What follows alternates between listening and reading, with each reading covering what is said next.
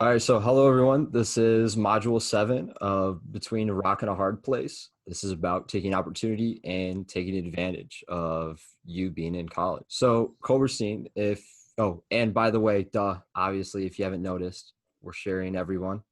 So all TAs except Kelsey is here.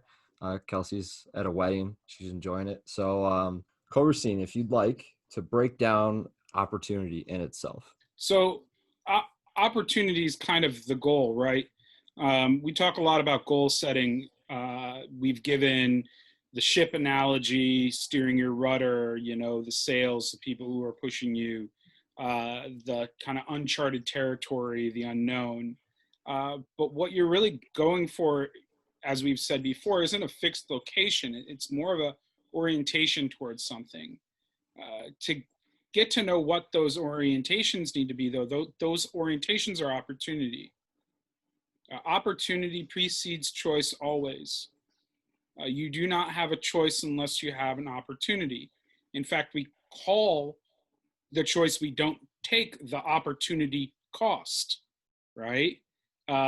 Framing that as a lost opportunity because we had to take a different one. And so the choice is really between two opportunities. And so most of what we do in college is preparing ourselves to take advantage of opportunity.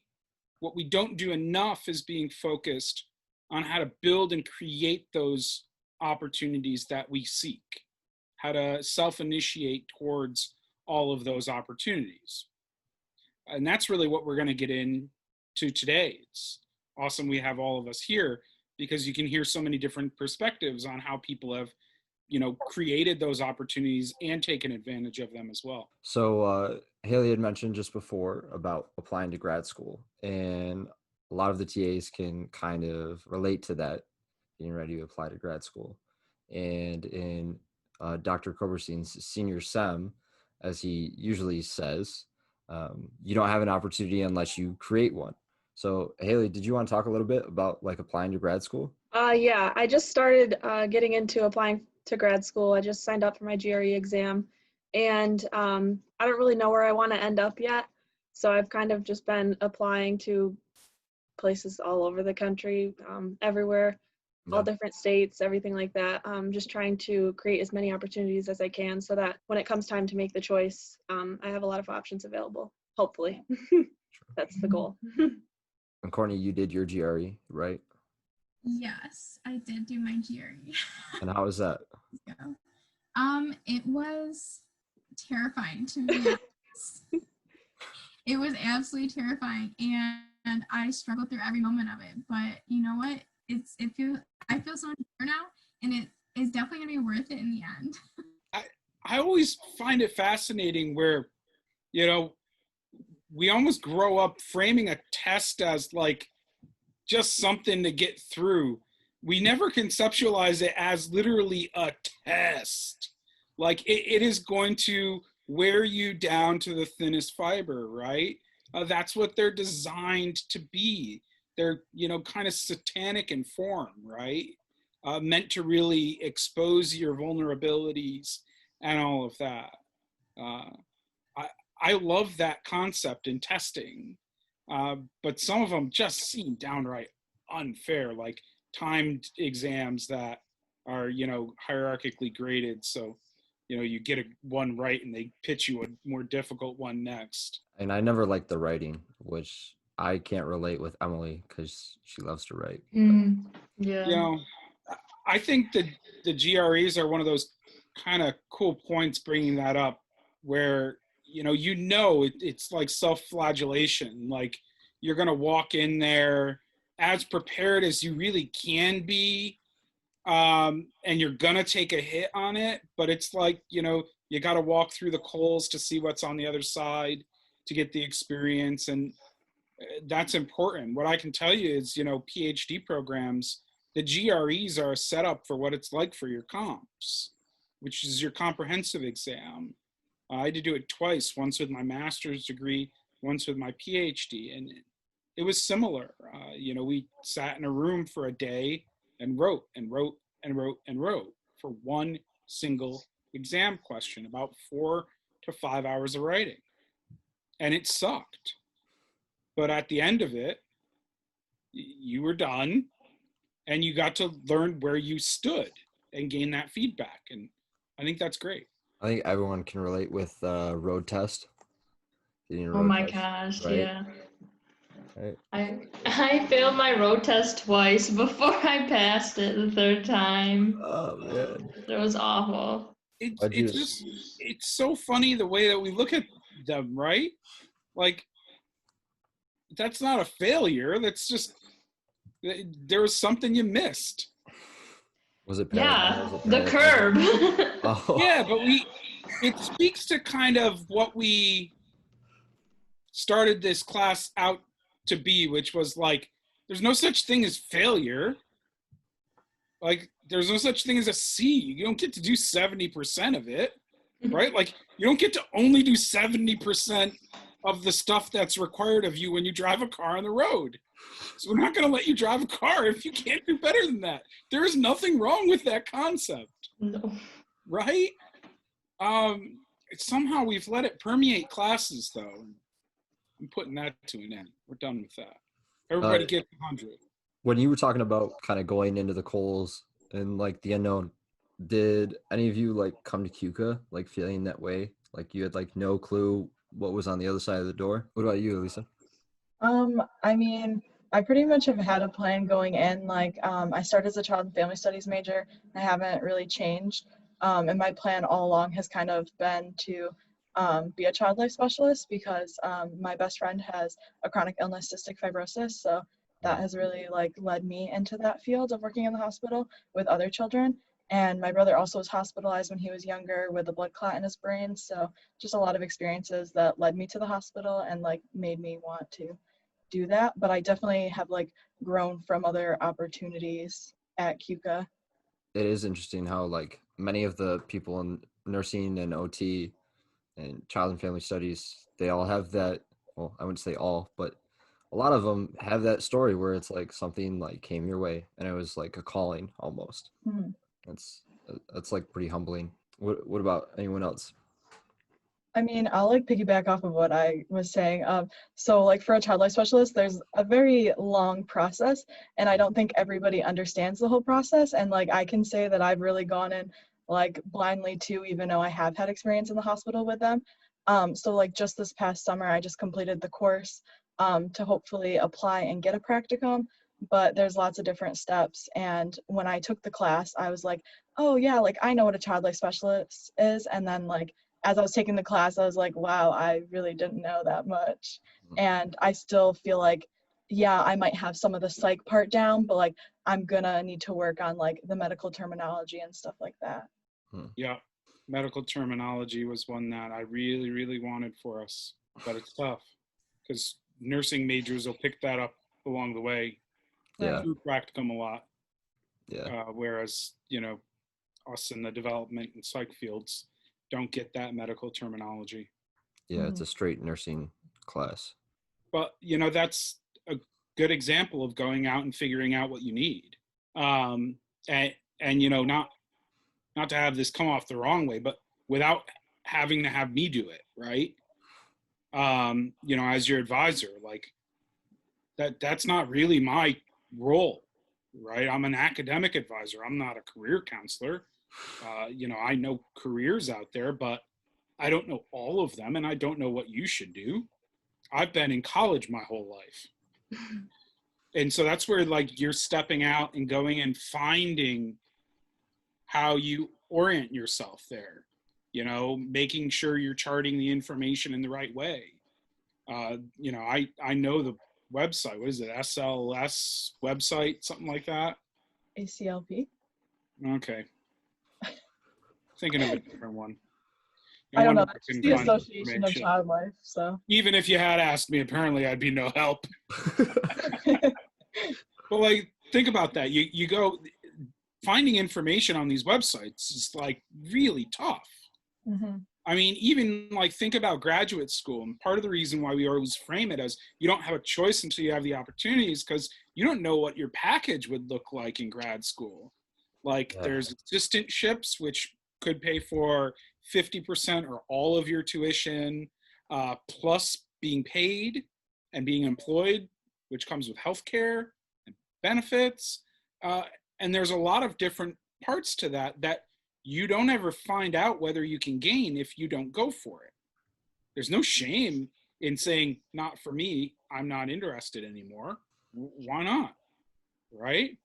Courtney, you were talking about how you had searched up FBI. Did you want to talk about that? So originally I came in as a forensic psych, and the goal was to be a profiler, as most people would call it, with the FBI. And I knew that was a far-reaching goal, and I was told by many people that it would be pretty much impossible.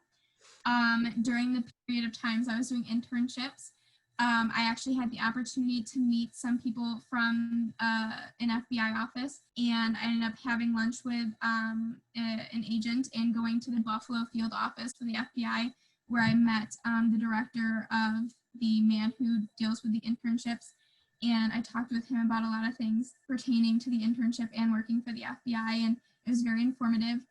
But through my process of doing the internships, I realized that I no longer wanted to work for the FBI or do anything FBI related, that instead I would prefer to work as a mental health counselor in a jail or prison, which I never really saw myself doing, but that's exactly what I want to do now at this point after I finished 4 field periods.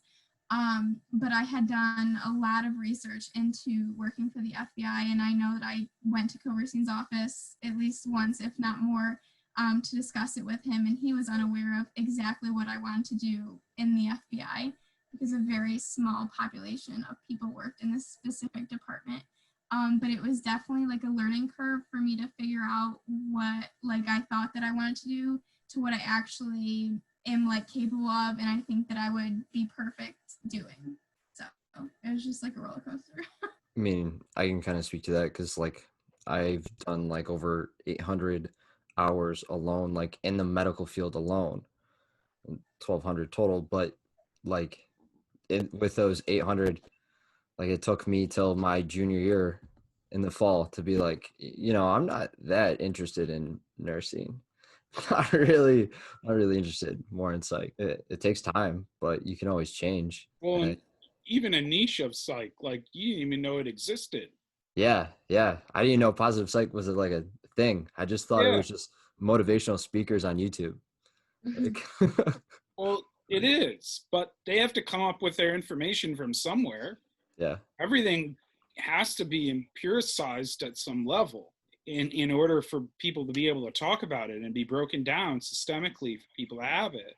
Those people who preach that stuff, they're not necessarily snake oil salesmen. Mm-hmm. There's some grit behind there. It's not all grit, but there's some. But it's it's figuring out what other things are out there. I really, this concept of understanding what you want to be for the rest of your life when you're 18 years old coming into college really kind of throws me for a loop. That just seems, I don't know. That's what the risky periods are for. Yeah. College is supposed to be about figuring all of it out. So create opportunity. Where are opportunities there, right? Emily, how did you come up with wanting to be an English major? So my senior year of high school, my high school offered this program that was it's called New Vision. So you go to college classes Monday, Wednesday, Friday, and I went to them at SUNY Oswego, and then Tuesday, Thursday, you do an internship basically, and I interned with my local BOCES, and I did their public relations department, and the woman there, her name's Naomi, she's so sweet. She basically had me writing every day, press releases. I learned how to interview really well from her, so I got to interview different teachers from different school districts in Oswego County. I've been to almost every single school district and every single school building in the county, because once you're a PR assistant there, you basically are assigned a district.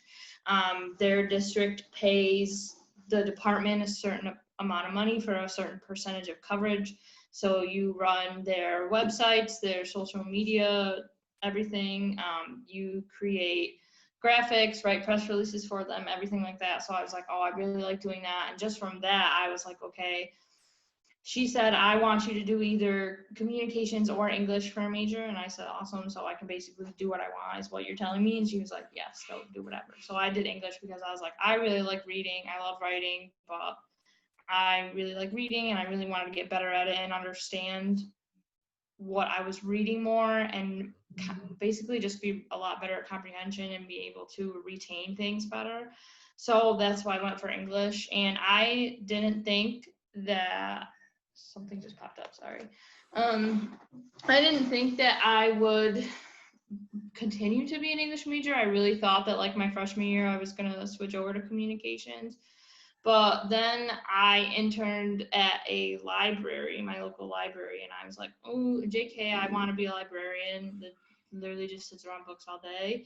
And to do that, I can either just get this degree or I can get a master's in media science or library science, which is not offered in very many places, but I have to figure it out still. But not all, it's tough because not all libraries and not all library systems require that. So you kind of have to pick and choose, or I do, I guess, if I want to take that step and if I think that's something that's important to me or that I value. So that's kind of how I I started. know Dr. Her parents worked at the Library of Congress. She says in the Yeah. video, which is pretty freaking cool. Mm-hmm. Do you have like any idea like on what like they need there? Like, Oh, you would definitely need your MLS in that. is that like the pinnacle of libraries, I guess you could say? I guess, but also if you think of big libraries, you're not just thinking like government libraries or anything. You're thinking like your city libraries are a service to the community essentially. So people who don't have access to Wi-Fi, people who don't have access to shelter, people who don't have access to basic informational needs, high school students, middle school, any kind of public school student basically uses their public library as a place for social interaction, information gathering, research. It's not just like, oh, I'm going to a library to like pick out a book. Like what I witnessed like in the month that I interned at my library, it's kids want to come and play video games for 4 hours, or someone doesn't know how to look for a job and they want to come for that. Mhm. Or someone doesn't know how to fill out their census properly. That was a big thing recently, is a lot of libraries are involved in getting the census filled out, and there are big places for, okay, you either don't get the paper mailed to you or you don't have a computer at home. You people who don't have that usually Mhm. go to their local library to fill out their census. And I don't think a lot of people realize that libraries are a lot more than just where you can get a book. So it's a lot more community based. I voted at my Just library. you what? I voted at my library. when Yeah, they- you can do a lot. It's crazy. So I think that's really important. But I I don't feel know. like our library is kind of a hangout place too. I feel like Yeah, if you think about it, like especially because the art gallery's in there, the way that it's set up, it's Mhm. very communal, I guess is the word that I would use for it. that'd be a You're good not word. just there because if you think about it, it's not just an information space. You're also connecting with the people around you. Yeah. Um, I mean, I know the lacrosse team would always have the Gannett room at night mhm. for an hour, and I know other teams do that too. Yeah, there were the poetry readings where Dr. Darling they would hire poets to come and read that were up in the Gannett room too. So let's talk a little bit about, we just touched on briefly in the beginning about AIM. And one of the activities is the future authoring. Coverstein, did you want to kind of touch on the change of AIM and perspective of AIM? So the whole concept of what we're trying to leave with in this whole, I want to call it a course. It was built to be more of an experience. Is to have a takeaway, a plan, is to understand what we're going to do next, and start developing our orientation a little bit more as we start to get into our first steps on campus. When's moving? What, a week to go? 2 weeks? It's the 19th and the 20th. Yeah, I mean, that's creeping up on us pretty quickly, right? I mean, everybody is going to have, a surge on those Papasan chairs and stuff, right? That's what everybody brings in their dorm rooms, no? Or the yoga bow. Well, the 90s were different. But, the future authoring is about us starting to almost predict our story, look at what we want. It's my favorite question to ask people when they come into my office. What do you want your life to be like? And familiarly, people just go, well, I want to be a child life specialist, or, I want to work with kids. And I'm like, no, that's not what I asked. I said, what do you want your life to be like? What do you want to be doing? What are your days going to be like? Like a regular day, what does that look like? What are you doing? What are other people around you doing? What's important to you in that day, that just regular normal day? Because that's what you want to be aiming for. That's what you want to be setting your sights on. For so many of us, a career is what puts money in our pocket.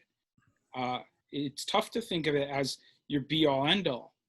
And that's what I love about like library science is talk about one of the most portable careers that exists. There's libraries everywhere. There's roles in libraries, from curation and archiving and all sorts of things between, youth programming, right? Teaching technology to people. We want to be thinking about what that day looks like. I mean, I'm a professor because it's a flexible job. It allows me to be around my children with my family. If my kids have a need, I can fill it very simply. I get summers off, which is a blessing and a curse. It's starting to get a little bit boring, and I'd like to go places because I've been here since March, but, it's nice to have that time off. I can put time into my gardening. I can be home with my dogs. I can literally, if I want to, do nothing. Like just waste a day. John's like dying inside, right? Like waste a day, man. Just let it go into the sky. Can't. But that's okay. It's my future. It doesn't have to be yours. And you get to sculpt yours out, right? Yep. The more we know about who we are, the better we plot all of our kind of journey into life. The more we know about ourselves, the better our identity is, and the more exact our ideas are in line with the reality of who we are, or our morals match our decisions, right?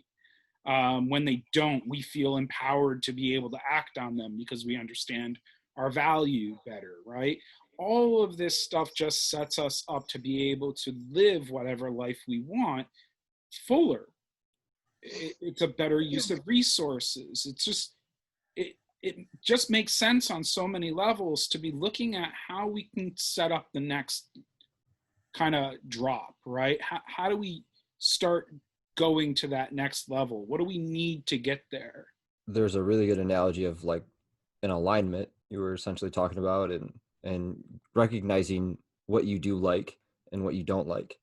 And then also recognizing, when you're speaking, like a good example is when you're speaking in a group, and like in the back of your head, you're saying something just to like peacock, or like, especially, you see people in NSO do that, and Wolf Week do that. They're like peacocking, right? Because like you're vulnerable, so you're trying to like be approachable, or you're trying to deflect and say like you're not that good at something so that it sounds relatable, but that's not really you. You're actually really good at that thing, or like you're being cocky. And so the gist of it is that you're not speaking your genuine self. You're not aligning with yourself. So if you look at the way as trying to identify your strengths, what you like, what you don't like, how you want to live your day. Do you want to, say you are a pre-med student, and do you actually want to work 80 hours a week? Like, are you willing to do that? Are you willing to have no social life for the next 40 years? Or is the social life your work? Is it the people you work with, the patients that you meet, the traumatic, the lowest of the low patients come in, and you get to bring them out of the depths? What kind of life do you want to live? And so you continue that alignment. And I like the word alignment. I think it's a really good word in this module, because you'll see in situations that come up that you're like, okay, like this feels just right. Like Elisa, it felt just right. I think that's a good pivot point to talk about. Well, alignment's a good one, but when I think about it as kind of almost like plotting a line. Mm-hmm. A couple of you have done some statistics, right? All of you know what a correlation is, and how a correlation is a line that we plot through a scatter graph of our data points, right? So basically looking at the second frame in a graph with the y-axis and the x-axis and all that good stuff, right? Well, the deviations are those points that I think really speak to the information. Deviation is the distance between the data point itself and where the line is. When we talk about alignment, it's important because those deviations are part of where we've made choices. They're part of where, if the deviation's lower, right, it may make our line have a lighter slope, right? Mm-hmm. So thinking about opportunity, we know college educated people make more money in their lifetimes than people without college degrees. Now, does that mean everybody? No. What it means is that you have a point that drew you up and allowed your slope of earning, per se, to grow at a faster rate through that time frame, because the salaries are generally higher. Talking about kind of creating opportunity, it's opportunity to make some of those choices. It also means thinking about each one of those opportunities and which one you really want to choose. So like, I talk a lot about how I'm an accomplished college dropout. And I can smile about that. But what I can also tell you is it probably delayed my earning, a lot more than people of a similar age, because they probably have 3, maybe 4 years up on me of being in like their centered careers. Like, that's a lot. And so that's where we want to be mindful about where those opportunities are and really take them. One of the biggest opportunities I think you can take as a college student is getting out of wherever you grew up, right? Go somewhere, anywhere, everywhere. Go, leave. You can come back. Your town ain't gonna close down. People still gonna live there. A lot of people that you might want to avoid, but they're still there, right? But you got to get out of there for like a time and see what's going on in other places. Take that information in. It's like one of the greatest movies, 300, where he sends his kid out. Yeah, I mean, they sent the kid out and he had to survive on his own at like the age of 6 and killed like a friggin' saber-toothed tiger, didn't he? Yeah, I mean, great hero story. If you know, you know. I mean. Yeah.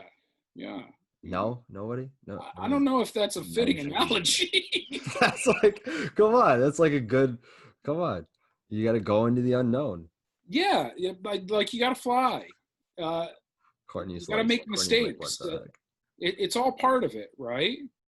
And that's kind of the opportunity. It all brings us to kind of the biggest opportunity. Like, you're in college. Like, this is your opportunity. College is something that a lot of people do now, and we've gotten this sense that college is required of people. It's not. But what people have to remember is you're paying for college. And you have to remember what college is. College is not public education. It's not high school. You pay for college. But you're not paying for a service. You're making an investment. That investment is in you. You are the investment. College is money you are spending for people to help you tease out information. When we teach, we're not giving you information. That's high school, that's middle school, that's public education. In college, what we're doing is we're guiding you in the understanding. You are taking it in and we're helping you take it as far as we can. But you have to be part of that. You have to take that opportunity you have to do it as well as you can. That's a little about the social exchange theory that we were talking about, Coberstein, way back. Like you're saying, you know, you're not paying for the deservement of your degree. You're paying for the investment. You're not, you're technically, yeah, you are giving money to like an institution, but you're like technically giving it to yourself in the hopes that you get a return on it. Your ROI positive, return on investment positive.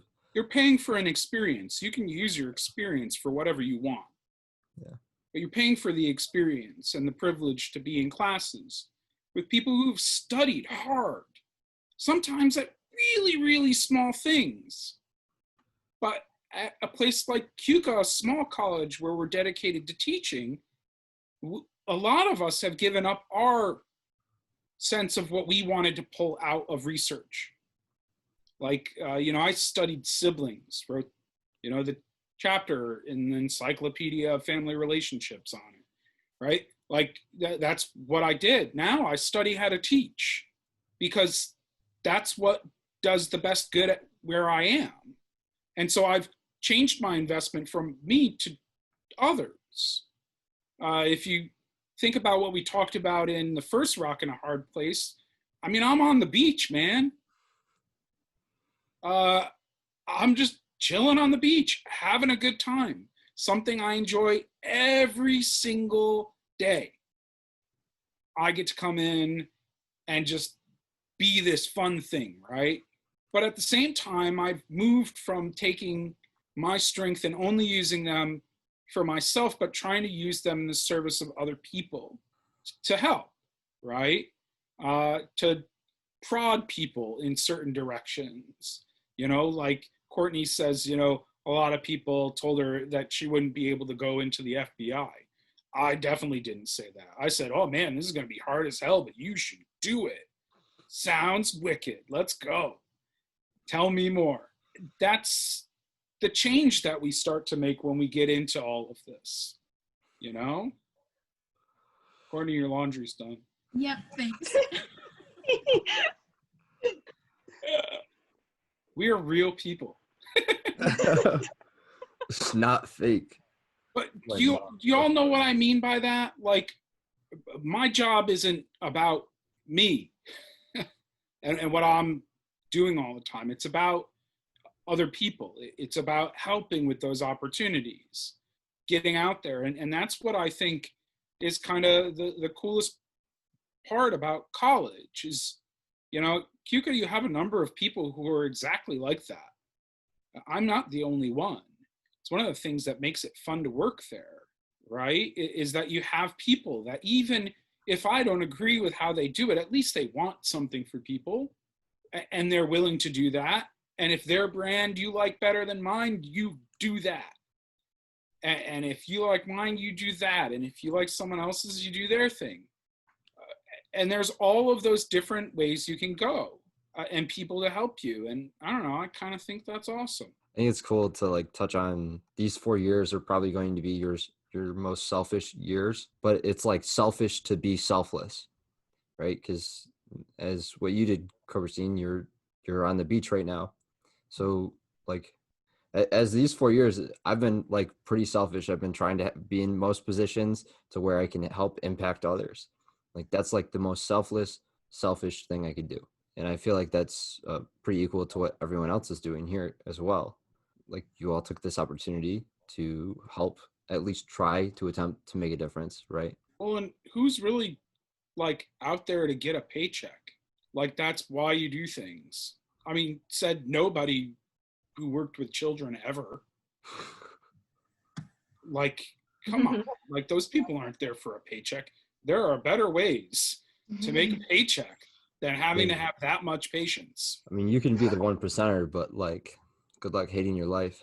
Well, even that, like, I don't know. I don't think I could ever stop doing work if it feels like this. I don't know. There's a lot of professors who hang around long into their years because what we do is equally fulfilling. Dr. Diamond, rest in peace. Dr. Diamond was an all-star. Yeah. I mean, just a lovely guy. I mean, Dr. Rogoff before him, we lost two awesome ones in my first 5 years here at CUCA. It was rough. Mike Rogoff, who's an old psych faculty member who passed away about 3 or 4 years ago now. He was the reason why I came to CUCA. I had so much fun talking to him. I mean, we talked right through my lunch. We were late to lunch. People were waiting in the lobby for me because I was still talking to Mike. We were having so much fun talking about Albert Bandura, self-efficacy. We were talking about Yuri Bronfenbrenner, who we studied with, just like a really awesome guy who just, you were able to kind of see insight into his brain. Otherwise, I didn't even know CUCA existed when I applied for jobs. Could you imagine if I did the thing where I was like, well, I don't know CUCA, I just won't apply? My wife would never let me get away with that. Ever. You apply because you don't know what it is. And I did, and I'm thankful I did. I live in a really awesome place. I'm happy. I get to hang out with you guys and call it work. Right? And it's a lot of fun. Maddie, was there ever a point in your field periods? We talked last time about your field periods, but was there ever a point, even outside in college in general, like when you at one point didn't want to do something and you were like, screw it, like I'll just do it just to try it? I mean, I guess with my last field period, they didn't exactly give me many things to do. They were like, oh, here's your filing system. Can you redo our entire office? And I was like, well, here we go. I could have probably complained more than I did, but yeah. Here we go. They have a nice new filing system, so. What about you guys? What about anybody else? One of my field periods, I chose to do at a child advocacy center, which, if you don't know what that is, it's a center where children go if they're physically or sexually abused. And I am not a kid person, to say the least. I hate children. I don't do well with them. I don't have patience for them. And I did the field period anyways, and I ended up 2 weeks in, and I was like, oh my God, I hate it. Maybe I'll just drop out now and just do another field period down the line. And I ended up just toughing it out, and I completed it, and I ended up working there full time for a while, and I actually didn't hate it. I don't want to do that for the rest of my life, but it did bring me knowledge that I did not previously have, and I ended up enjoying it near the end. I still don't like kids though. You don't have to like children. Oh God, they're awful. Yeah, they can be the worst, and they're mine. They're terrible. I can understand why people wouldn't like them. But other times they're completely brilliant. Yes. They have pros and cons. But it's okay not to like children. I like Has children. anybody ever found themselves in a position where you decided to give somebody the benefit of the doubt and it opened up opportunities for you somewhere? Or you were glad you kind of didn't judge it based on what was going on at the moment? Can you think of any of those? In classes, your first impressions were wrong or anything like that? Or you thought right away a professor was evil and it didn't turn out to be that way? This is like a shout out to Hallam. Yeah, I'm scared to answer that. Yeah, Dr. Hallam, very intimidating Hey, at someone first. say it. Someone Yeah, say it. I'll go for it. Dr. Hallam, very intimidating professor at first, but by the end of it, I know Courtney, John, you were in the classes that I took with him. We had a great time. I really enjoyed going to his classes every day. I dreaded them the first week. And then once we got to know him more and we all built a really good relationship with him, we had a blast. Don't be afraid of rigor, Yeah. right? Don't be afraid to do things that you've never done before. I mean, you could be afraid, just be brave enough to do it. Yeah, right. Yeah, don't back away from things. Go head on. Ask questions. Ask big questions that confuse people. Get people excited. Courtney's questions always excited me. I generally would not have a good answer. Right, Courtney? Yes. I wouldn't have a good answer, but I'd try my best to think about what it could be. And it was Yeah. always so much fun. Because Yeah, I hadn't a clue sometimes. Sometimes I knew. But, you know, I was like, well, maybe it could be this, you know, this kind of theory. And it made class so fun and vibrant because you were unafraid to ask the question. And it helped that I'm also not afraid to play the fool every now and then. But that was always the most fun. sometimes I forget that I'm not the only one in the classroom. It's a problem. But it's your classroom. But Right? it's like you with other people. Like sometimes I forget that like I'm not the only one in there. Hey, in a buffet line, you go back to seconds before everybody had their firsts, right? Yes. And that's completely okay because you paid your money for the buffet line, as did everybody else. Here's another good one. You owe nothing to people who won't go get it. You do you in class. If you have a question, you ask that question. If that question takes 10, 15 minutes out of our time, that's my choice as an instructor because I felt it was important and it's part of what I want to do. Don't apologize for taking advantage because that's the stuff. That's what we want to get. Simon Sinek uses a great story about a donut line. So him and his buddy run this marathon, or like half a marathon, and they get done. And at the end, there's a donut, free donuts. And so there's this long line, and his friend he asks his buddy, you want to, go get a donut, like at the end. And he's like, no, man, like look at that long line. I don't want to wait. We're gonna wait like half hour. Like let's like go to like Starbucks or something. He's like, but it's free donuts. And it's a donut. It's a donut at the end of a marathon, which doesn't make sense. So Simon actually just walks up in between everybody, goes and grabs 2 donuts, and then walks away. And a buddy of his like, hey, like you just like walked up and cut people. No, not really, because it's free donuts and I didn't get in anybody's way. I just grabbed 2 donuts and went on my merry way. Maybe they weren't the donuts that I wanted. Maybe they were like old-fashioned donuts, which I actually like old-fashioned donuts. They're the best kind of donut. Can we just get that out of the way? But like maybe you wanted the sprinkles on top. But like they're free, so I'll just get them.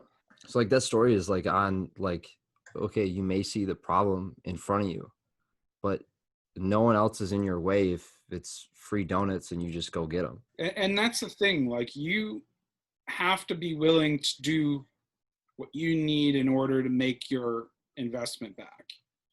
All too often people concentrate on what other people are doing. And, not everybody's going to say, hey, get in the back of the line. It's pretzel day.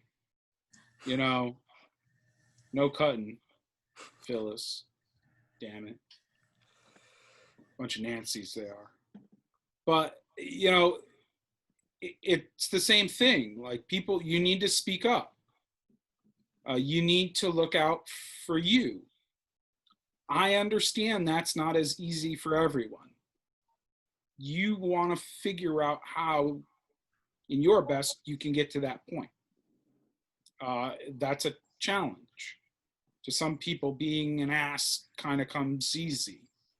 I've always been good at it. But you got to go and look for those opportunities on your own. I guess what we'll leave with is a quick discussion of the concept of equipotentiality. From one point, there can be many outcomes, all from the same place, all of similar values. Likewise, you can have equifinality, many beginnings all coalescing to the same end. What it tells you is that potential is a chaotic idea. Everybody has potential in one way to go and harness it in any direction they want. But in order to reach that, you have to be willing to sometimes put yourself out and take the opportunity cost of the choice that's not there, not going out with friends. You have to weigh those costs and benefits out. Sometimes you are going to act selfless and you'll help others instead of investing into yourself. All of that's fine, as long as you keep yourself able to pivot back to what you were looking for and open it up. My wife and I have been very lucky people, but we make our own luck. We are hustlers. We think of ideas. We think of ways to create stuff anew, right? Courses. It makes me think of Relate. We created Relate right here. We had never had living learning communities before. Dean Lambert at the time had said, we should have living learning communities. I said, all right, I'll put one up this fall. Let's talk. And we had it up and running within a month.